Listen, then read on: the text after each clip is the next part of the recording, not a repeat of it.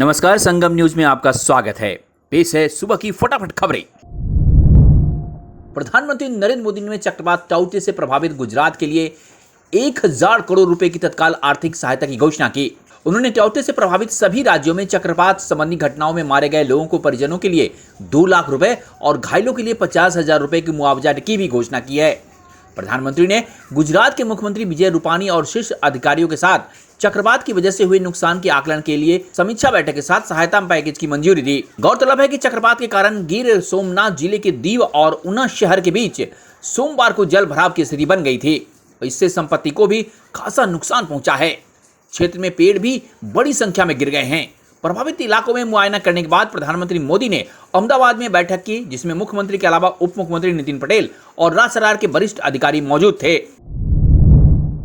Corona virus संक्रमण महामारी के कारण जो बच्चे अनाथ और निराश्रित हो गए हैं, उनके लिए उत्तर प्रदेश की योगी आदित्यनाथ सरकार नई नीति लाने वाली है। राज्य सरकार ने यह फैसला लिया है। उत्तर प्रदेश सरकार का मानना है कि ऐसे बच्चे जो अनाथ हो गए हैं वह राज्य की संपत्ति हैं। सरकारी योजनाओं के तहत कोरोना वायरस के कारण जिन बच्चों के माता पिता की मौत हो गई है, उनके भरण पोषण सहित सभी प्रकार की जिम्मेदारी राज्य सरकार द्वारा मुहैया कराई जाएगी। राज्य सरकार जल्द ही इस योजना के तहत बच्चों की देखभाल का जिम्मा उठाएगा। Centre for education growth research (CGR) और सुरदत्ता ग्रुप ऑफ इंस्टीट्यूट पुणे के संयुक्त तत्वावधान में 22 मई को वेबिनार का आयोजन किया जा रहा है, जिसका विषय है national education policy and quality enhancement.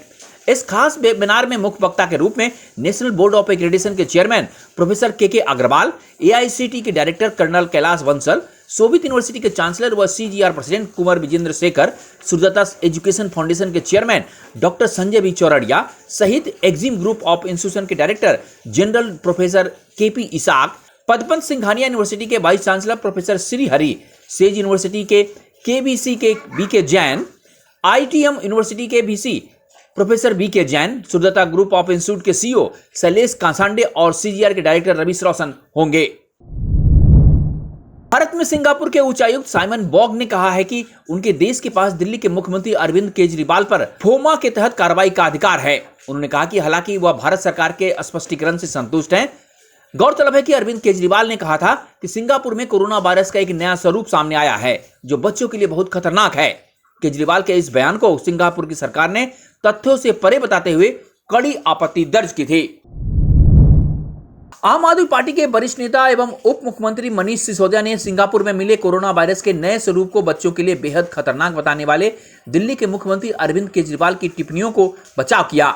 साथ ही भाजपा एवं उनकी सरकार पर इस मुद्दे को लेकर घटिया राजनीति करने का आरोप लगाया। मनीष सिसोदिया ने कहा है कि भाजपा और केंद्र के बयान एवं प्रतिक्रियाएं दिखाती है कि वे सिंगापुर में अपनी छवि को लेकर चिंतित हैं और भारत में बच्चों को लेकर नहीं। उन्होंने कहा कि केजरीवाल ने वायरस के सिंगापुर में मिले स्वरूप और बच्चों के बारे में बात की है। मुद्दा सिंगापुर नहीं बल्कि बच्चे हैं। देश में जारी टूलकिट विवाद पर बाबा रामदेव ने अपनी चुप्पी तोड़ी है। बाबा रामदेव ने कांग्रेस पर हमला किया और कहा कि हिंदुओं की भावनाओं से ना खेलें।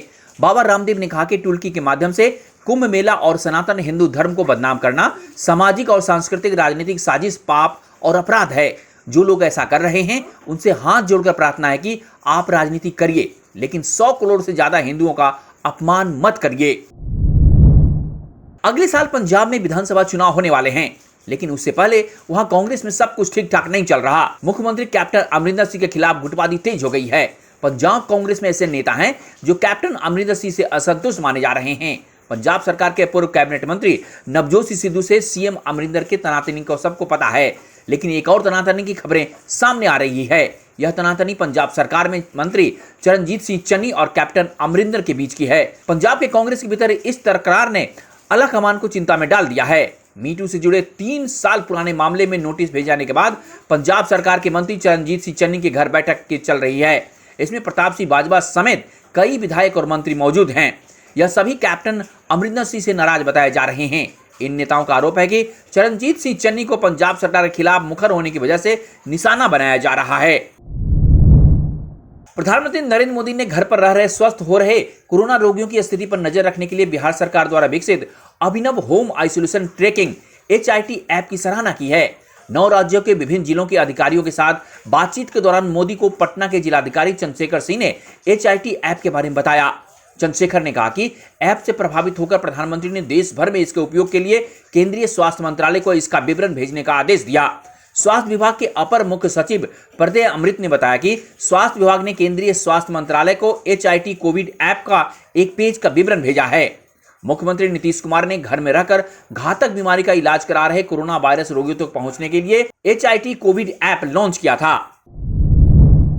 अरब सागर में उठे चक्रवाती ताउते का असर दिल्ली NCR में साफ दिखाई दिया। बुधवार को दिल्ली NCR में सुबह से ही बूंदाबूंदी का सिलसिला जारी रहा। बारिश के कारण दिल्ली और उसके आसपास के इलाकों में तापमान में गिरावट की दर्ज की गई है। भारतीय मौसम विज्ञान विभाग के अनुसार बुधवार को दिल्ली NCR में दिन भर आसमान बादल में छाए रहे और हल्की बारिश होती रही। उत्तर प्रदेश के मुख्यमंत्री योगी आदित्यनाथ ने 70,000 से ज्यादा निगरानी समितियां बना दी हैं, जो गांव में घर घर जाकर टेस्टिंग शुरू कर दी है। अभी तक लगभग 1 लाख गांव में 2.25 करोड़ लोगों के कोरोना टेस्ट हो चुके हैं। अभी भी टेस्टिंग का कार्य तेजी से चल रहा है। कोरोना के मरीजों को घर पर ही दवा मिले, गांव में ही टेस्टिंग की सुविधा हो, इसके लिए उत्तर प्रदेश सरकार ने चेतक रैपिड रिस्पांस टीम बनाई है, जो गांव-गांव जाकर लाउड स्पीकर से जानकारी देते हैं और स्वास्थ्य विभाग की टीम निगरानी टीम घर घर जाकर टेस्ट कर रही है। इनके साथ आशा वर्कर भी साथ में रहते हैं। जहां दोस्तों, तो ये थी सुबह की फटाफट खबरें। जहां अगर हमारे चैनल को आपने सब्सक्राइब नहीं किया तो सब्सक्राइब कीजिए और नोटिफिकेशन बेल भी बजाइए, ताकि देश दुनिया की खबरों के साथ ऐसे फटाफट खबरें आपको यहीं मिलेगी। नमस्कार।